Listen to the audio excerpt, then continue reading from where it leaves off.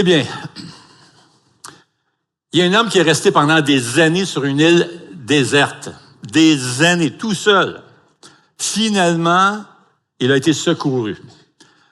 Alors, ceux qui l'ont secouru, les sauveteurs, viennent le chercher et tout ça. Puis là, il remarque sur l'île qu'il y avait 3 huttes. Alors, il demande au gars, il dit, je vois ces 3 huttes-là, c'est quoi ça? Ah, le gars, il dit, celle qui est à gauche, eh bien, c'est pas compliqué, c'est ma maison. Ah, OK. Il dit, la deuxième, il dit, c'est mon église. OK. Fait que, mais là, le sauveteur, il dit, OK, mais il y en a une troisième, c'est quoi ça? Ah, il dit, ça, c'est mon ancienne église. Alors, l'histoire est un petit peu sarcastique, là, ici, là, mais ça met en lumière un point très important. C'est que vraiment, les relations entre les frères et les sœurs, c'est pas toujours simple, n'est-ce pas? Dans les églises. Ça va arriver. Et pourtant, les relations dans l'Église, c'est tellement important que le Nouveau Testament va passer quand même une bonne partie pour en parler. D'ailleurs, vous serez peut-être surpris d'apprendre que Paul, l'apôtre Paul, va passer autant d'attention, va mettre autant d'attention sur les relations entre frères et sœurs qu'il en met sur la doctrine de la justification.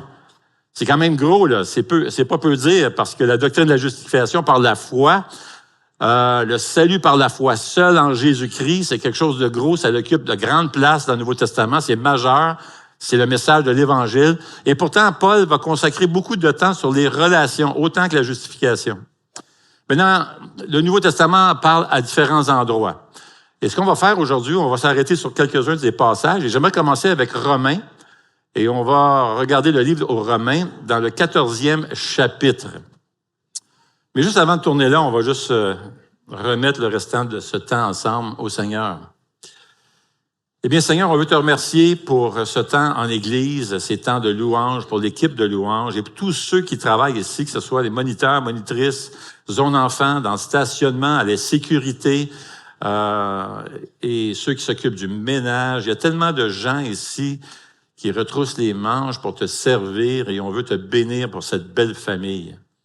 On te prie ce matin que tu puisses ouvrir les yeux de notre cœur, que tu puisses nous parler, nous toucher par ce message si important de nouer, de bâtir vraiment des relations saines au sein de l'Église entre frères et sœurs. Au nom de Jésus, nous te prions. Amen. Alors, Romains 14, si vous voulez bien vous joindre à moi pour ce passage, dans Romains 14, c'est l'apôtre Paul qui écrit cette lettre, mais inspiré du Saint-Esprit. Alors, voici ce qu'il dit. On va lire les 4 premiers versets, puis après ça, on va reprendre la lecture un peu plus loin, au verset 13. « Accueillez celui qui est faible dans la foi, sans discuter des opinions. L'un a la conviction de pouvoir manger de tout, l'autre qui est faible dans la foi ne mange que des légumes. » Bon. J'aimerais faire une parenthèse ici. On n'est pas en train de suggérer que les végétariens sont faibles. On ne parle pas de ça ici. Là, on est en train de parler de gens qui avaient des convictions religieuses. C'était religieux. Il y avait des restrictions alimentaires. Il y en a qui collaient aux lois de l'Ancien Testament, alimentaires et tout ça. Puis ils avaient de la difficulté. Ils ne saisissaient pas tout à fait, à 100%, l'Évangile et toute la grâce et tout ça que le Seigneur a apporté. Le beau message de l'Évangile.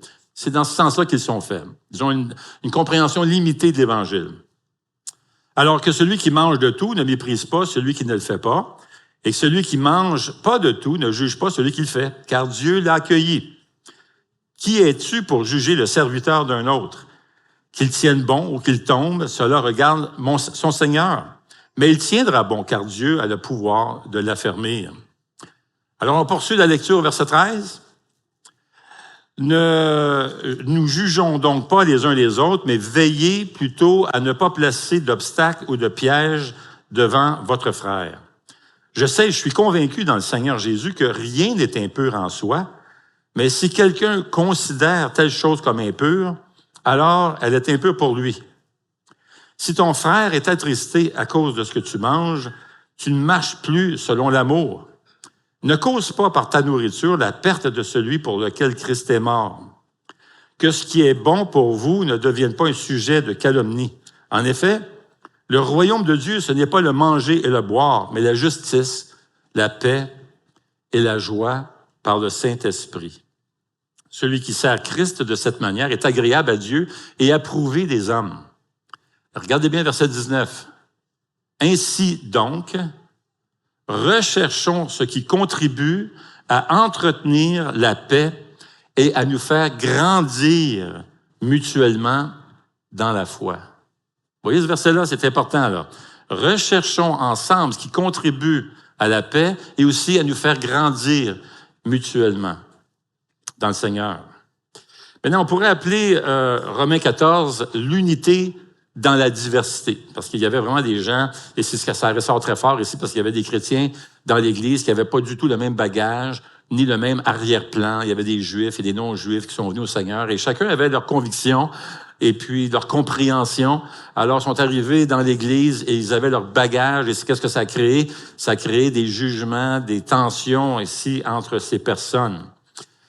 L'unité de la famille de Dieu, c'est important. Ça a un impact sur le rayonnement et l'avancement de l'Évangile. En même temps, la diversité, c'est aussi important.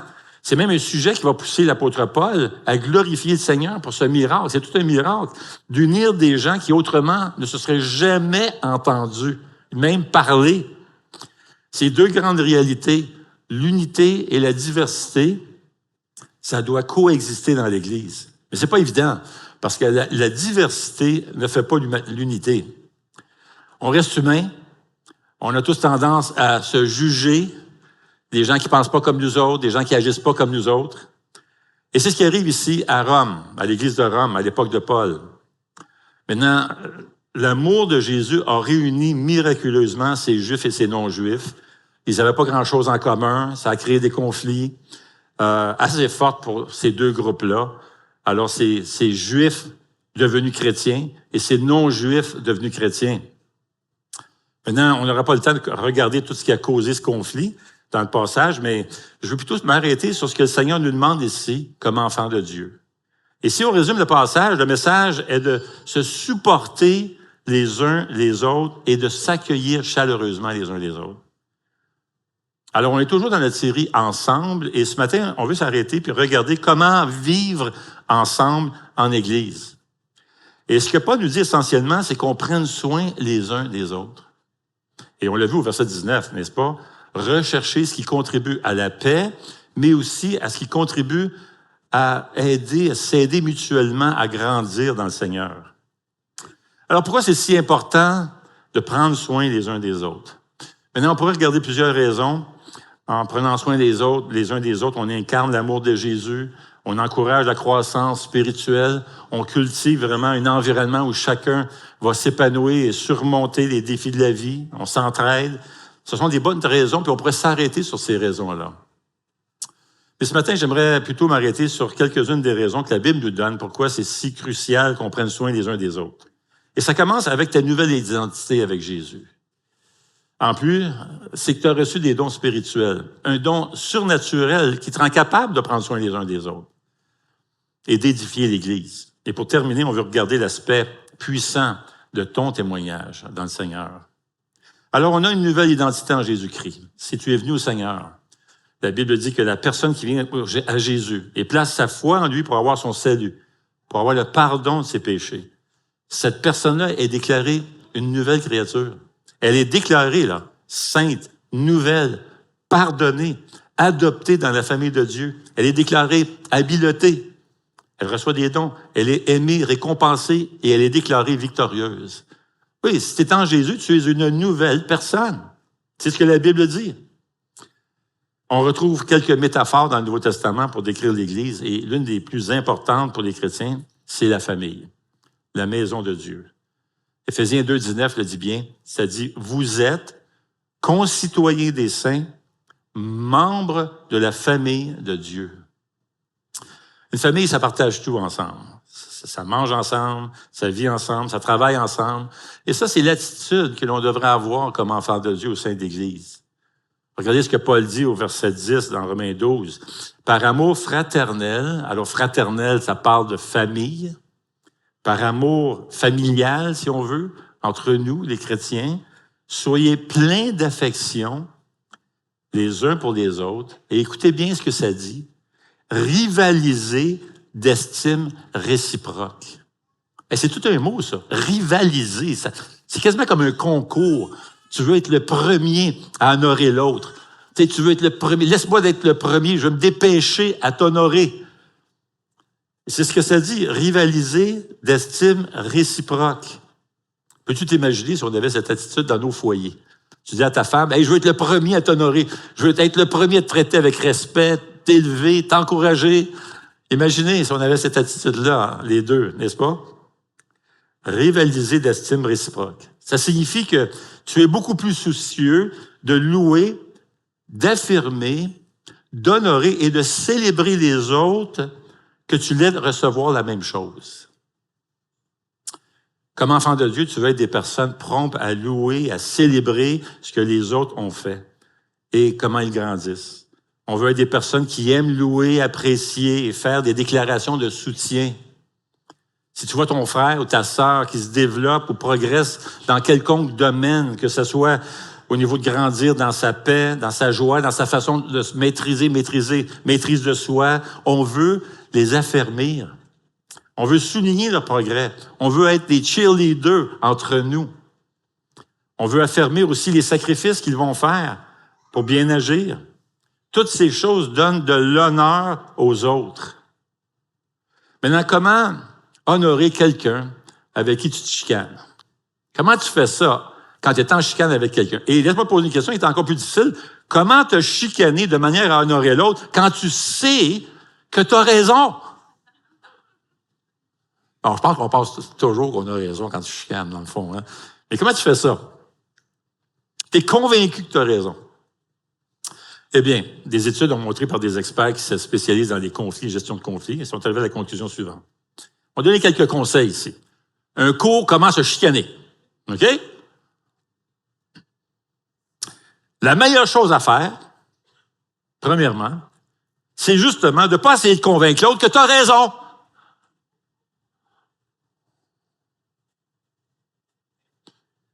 Un autre conseil important, c'est d'écouter. La Bible dit, sois prompt à écouter, lent à parler. C'est difficile, ça, quand tu es en chicane. Tu veux intervenir, hein? La personne se trompe, selon toi, puis là, tu veux intervenir, tu dis non, c'est pas ça, puis tu veux corriger. Un autre point, sois 100% présent. Ça veut dire quoi, ça? C'est pas le temps de regarder ton cellulaire. Tu veux être 100% présent. 4, honorer l'autre personne, c'est de toujours chercher à édifier l'autre et non la détruire. Cinquièmement, une autre façon d'honorer la personne, c'est de lui donner l'occasion d'expliquer son point de vue. C'est pas lui donner raison, c'est simplement lui donner l'occasion d'être comprise. 6, écoute attentivement et essaie de trouver la raison pour laquelle cette personne est contrariée. Cherche à comprendre. Tu vas peut-être être surpris de ce qui la dérange et peut-être même tu vas découvrir un autre aspect sur ta relation avec lui ou avec elle. 7. Si tu demandes pardon, s'il te plaît, ne dis jamais, mais jamais, si je t'ai blessé, pardonne-moi. Qu'est-ce qui ne va pas dans cette phrase-là? Si. T'enlèves juste le si, puis le reste, c'est vraiment bien, là. En disant si, tu n'es pas en train de reconnaître que tu as blessé la personne, alors qu'elle vient de t'ouvrir son cœur, qu'elle a été blessée par tes propos. Maintenant, ça se peut qu'elle soit dans le champ complètement, là. Ça se peut qu'elle ait mal compris tes intentions. Ça se peut qu'elle ait mal compris ce que tu lui as dit. Fort possible. Mais c'est pas important. Elle a été blessée. Comment demander pardon? Pardonne-moi, je t'ai blessé. C'est tellement simple. Maintenant, là, certaines personnes, là, je vous entends déjà penser, puis dire, oh, oui, mais attends un peu, là. Est-ce que demander pardon, tu n'es pas en train de lui donner raison? Tu n'es pas en train de lui dire que finalement, tu avais raison? Hein? C'est ça qui se passe, je le sais. Eh bien, demander pardon, c'est pas nécessairement donner raison à l'autre personne, c'est simplement démontrer de l'humilité. Demander pardon montre que tu valorises la relation et que tu es prêt à reconnaître qu'il est possible que tu as causé un certain tort à l'autre, volontairement ou involontairement. Ça ne signifie pas automatiquement que tu abandonnes ta position, que tu lui donnes raison. C'est simplement une démarche pour restaurer la paix et la compréhension.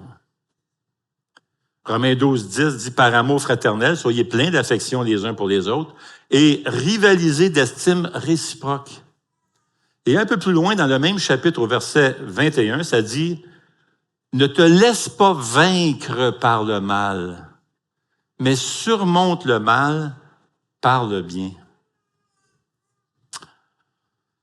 Une autre raison que la Bible nous donne pour prendre soin les uns des autres, c'est que Dieu t'a équipé pour le faire. Il t'a donné des dons spirituels.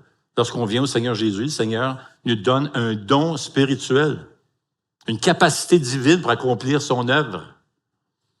Maintenant, ces dons-là nous sont donnés, c'est pas pour notre bénéfice personnel, c'est pour bénéficier l'Église, fortifier notre famille spirituelle qui est l'Église.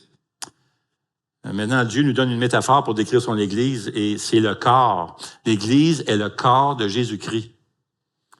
Maintenant, on n'aura pas le temps de regarder toutes les questions des dons spirituels.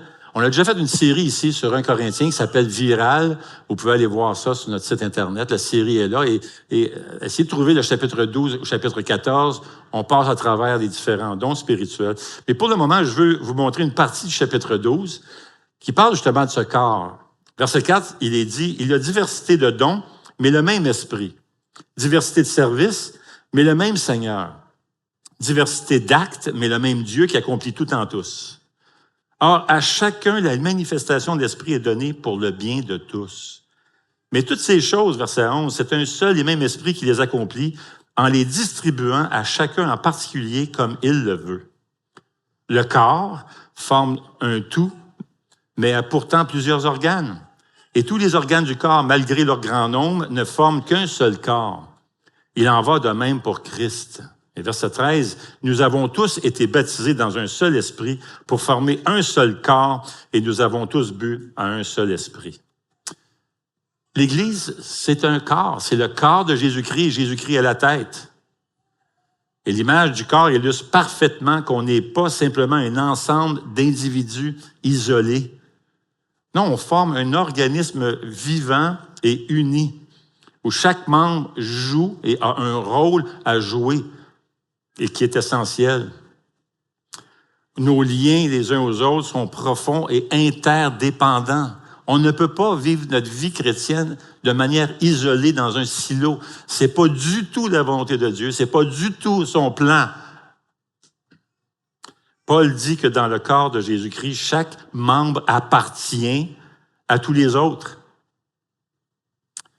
Paul dit, vous êtes les membres et les organes les uns des autres. Vous êtes les yeux, le bras, le cœur les uns des autres. On est interdépendants. J'ai besoin de vous, vous avez besoin de moi. Ensemble, on a besoin les uns des autres. On forme un corps, le corps de Jésus-Christ. Et c'est comme ça que Dieu, c'est son dessein, son plan, que l'Église soit son corps. Les implications de ce principe-là sont expliquées concrètement dans le reste du Nouveau Testament avec cette expression qu'on va revoir plusieurs fois les uns les autres. Aimez-vous les uns les autres, Jean 13. Supportez-vous les uns les autres, Colossiens 3, 13. Encouragez-vous les uns les autres. Édifiez-vous les uns les autres. Pardonnez-vous les uns les autres. Soyez bons les uns envers les autres. Soyez pleins d'affection et de compassion les uns envers les autres. Saluez-vous les uns les autres. Priez les uns pour les autres. Portez les fardeaux les uns les autres. Veillez les uns sur les autres. Voyez-vous cette interdépendance ici et toute cet impact spirituel qui contribue à nous aider à grandir ensemble, on prie les uns pour les autres, on s'entraide, on s'affectionne, on porte les fardeaux les uns pour les uns les autres. Cette expression-là, les uns les autres, va revenir plus d'une 60 fois. C'est juste un mot dans l'original, ça va revenir plus d'une 60aine de fois dans le Nouveau Testament. Ça montre l'importance des relations entre les membres de l'Église et la manière dont on a besoin de nous entraider pour grandir spirituellement et refléter l'amour de Jésus-Christ. Et Dieu t'a équipé. Tu le sens peut-être pas, mais Dieu t'a donné un don spirituel si tu es venu au Seigneur Jésus. Tu es en Jésus-Christ, tu as un don spirituel. Cette capacité divine pour accomplir son œuvre et t'investir dans la vie des autres au sein de l'Église.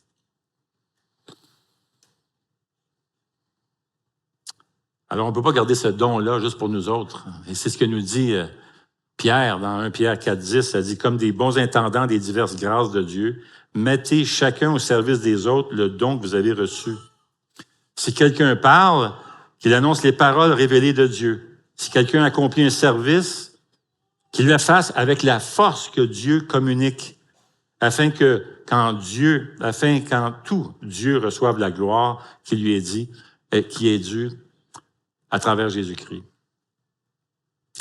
Verset 11 dit, « Si quelqu'un accomplit un service, qu'il le fasse avec la force que Dieu communique. » Et le mot de service que Pierre utilise ici, il l'utilise d'une façon très large. Ça peut inclure tout type de ministère, apporter son aide, encourager les gens, les soulager, les soutenir. Et selon Pierre, comme pour tous les dons, on sert le Seigneur avec la force que Dieu communique. Et ce mot-là, communiquer, c'est vraiment intéressant. Il était employé dans le contexte du théâtre grec. On s'en servait pour dire « payer les frais pour la formation d'un chœur ».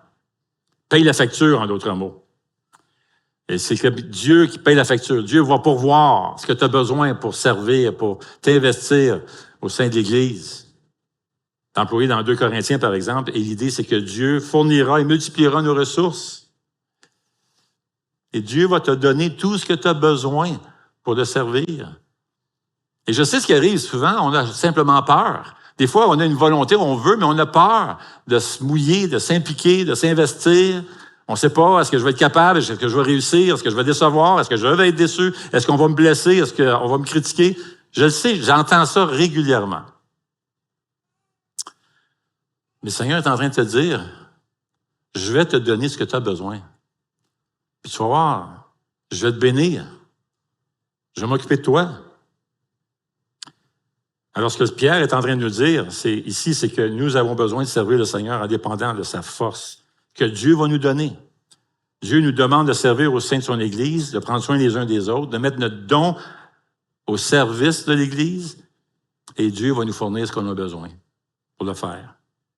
Et quand on se sert de ce don-là que Dieu t'a confié, Dieu t'a donné, eh bien, Dieu est glorifié quand tu le fais dépendamment de sa force. Alors, on veut prendre soin des uns des autres, car en Jésus-Christ, on a une nouvelle identité. Tu es une nouvelle personne. Et Dieu t'a équipé pour le faire. Il t'a donné un don surnaturel, une capacité divine pour accomplir son œuvre. Mais il y a une autre raison aussi, c'est l'impact puissant de ton témoignage. Matthieu 5,13, Jésus donne des métaphores pour décrire l'Église. Jésus dit, « Vous êtes le sel de la terre. » Verset 14, « Vous êtes la lumière du monde. » Une ville située sur une montagne ne peut pas être cachée. Et on n'allume pas non plus une lampe pour la mettre sous un seau, mais on la met sous un support et elle éclaire tous ceux qui sont dans la maison.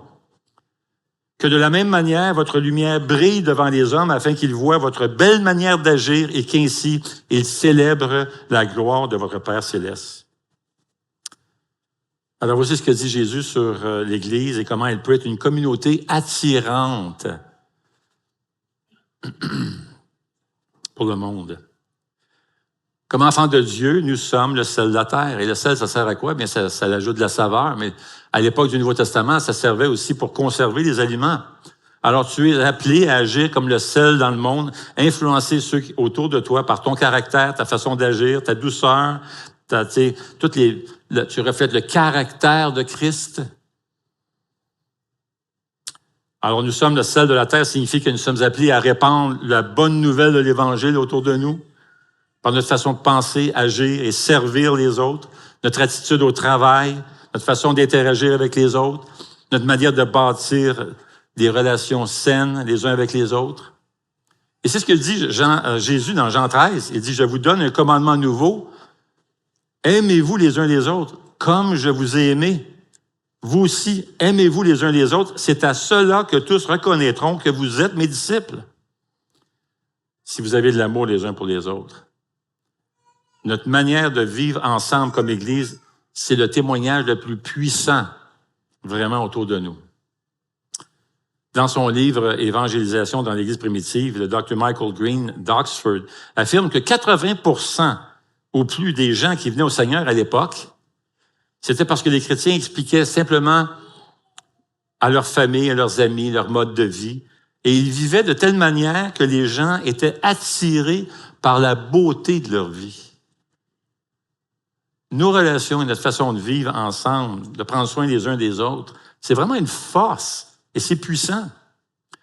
Regardez comment la parole vivante communique ce que Pierre dit dans 2 Pierre 2,12. 1 Pierre 2,12. Ayez une bonne conduite au milieu des incroyants, qu'ils soient obligés de reconnaître eux-mêmes que vous menez une vie correcte. Ainsi, même s'ils vous calomnient, ils vous traitent, même s'ils vous traitent comme malfaiteurs, lorsqu'ils examineront votre vie de plus près, vos bonnes actions leur ouvriront les yeux et ils finiront par rendre hommage à Dieu le jour où il les visitera.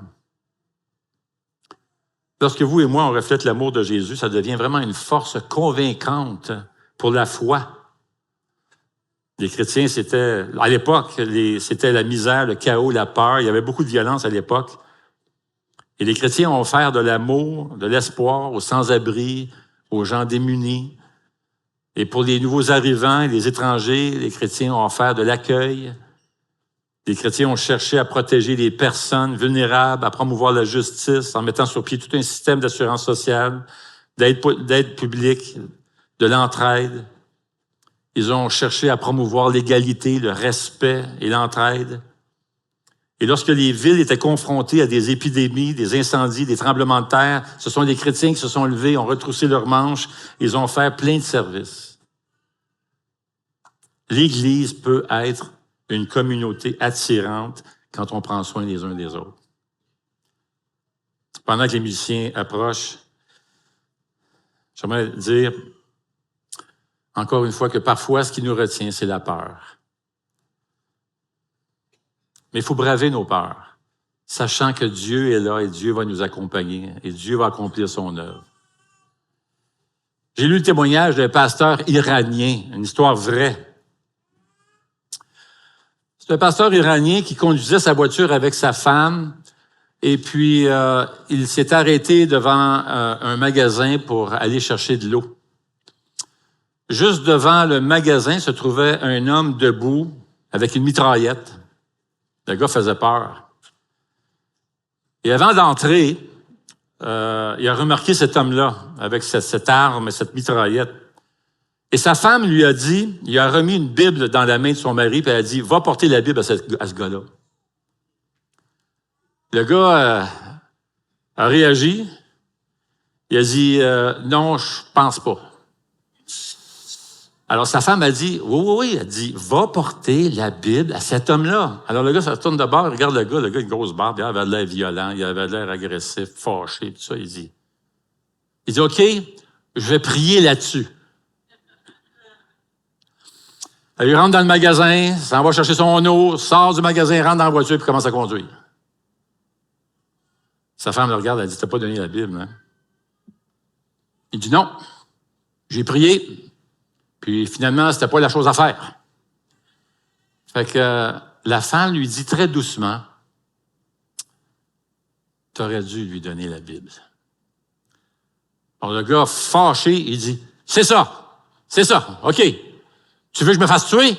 Alors je vais y aller. » Alors le gars se retourne de bord, fait un U-turn, revient, mon ami, revient juste en avant du magasin. Il sort la Bible, puis il va porter la Bible au gars. Le gars prend la Bible, il l'ouvre, s'aperçoit que c'est une Bible, et il commence à pleurer. Il dit, moi, je viens pas d'ici, là. Il dit, j'ai fait 3 jours de marche pour me rendre ici. Il y a 3 jours, quelqu'un est venu me voir. Il dit, je pense que c'est un ange.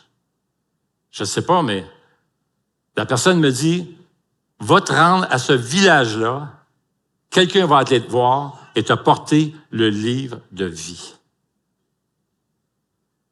Alors, il regarde le gars et il dit, merci pour ce livre.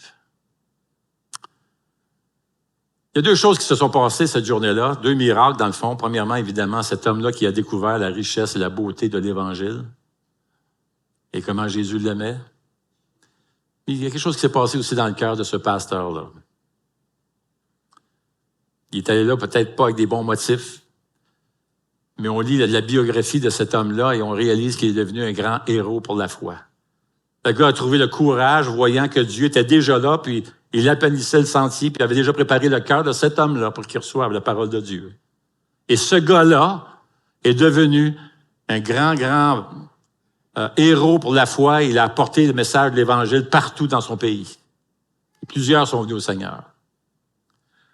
Tu as peut-être peur de t'investir dans la vie des autres. Vas-tu te faire critiquer? C'est possible. Vas-tu être découragé? C'est fort possible. Mais brave tes peurs. Vas-y. Avance.